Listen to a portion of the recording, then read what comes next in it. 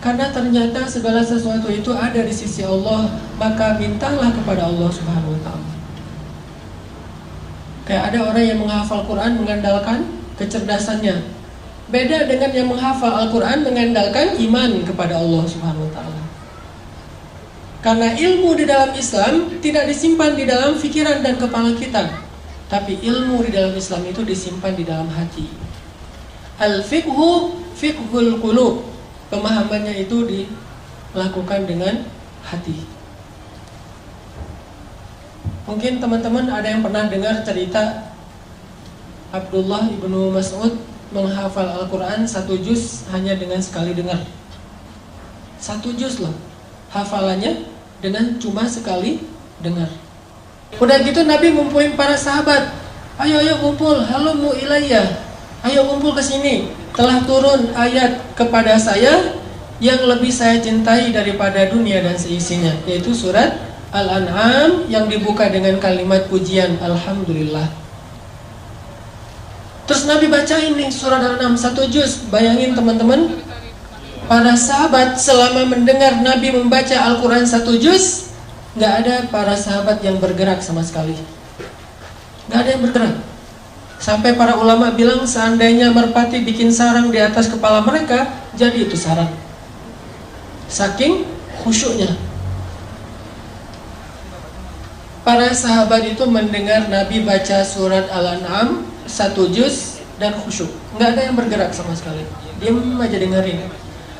Lalu ketika Nabi selesai membaca Al-An'am 1 juz, seorang sahabat yang bernama Abdullah ibnu Mas'ud berdiri mengatakan, "Ya Rasulullah, saya sudah hafal surat itu." Coba, 1 kali dengar langsung hafal. Cuman tawaduknya Rasul, hebatnya Rasulullah itu, Rasulullah nggak bilang, "Emang kamu doang? Saya juga bisa kayak gitu." Rasulullah ngomong kayak gitu. Padahal Rasulullah juga dari Jibril hafalnya sekaligus.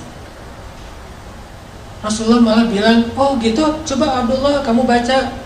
Lalu Abdullah pun mengulang surat Al-An'am dari ayat pertama sampai selesai 1 juz. Tidak ada 1 huruf pun yang keliru.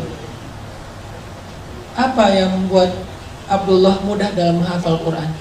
Ternyata bukan karena Abdullah lebih pintar dari yang lain. Standar, semua orang juga punya kelebihan. Allah kasih akal dan memori. Tapi Abdullah ini orang yang selalu mengandalkan Allah, yakin kepada Allah, makanya Allah mudahkan dia dalam mencari ilmu. Saya teringat kata Abdullah bin Mas'ud ketika dia awal-awal belajar Quran. Kata dia, "Ta'allamnal iman qabla al-Quran." Kami itu belajar iman dulu sebelum belajar membaca Al-Quran.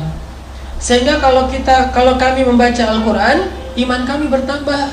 Nanti akan muncul suatu kaum yang belajar Quran sebelum belajar iman. Walaupun mereka membaca sampai 30 juz Al-Quran, imannya tidak bertambah.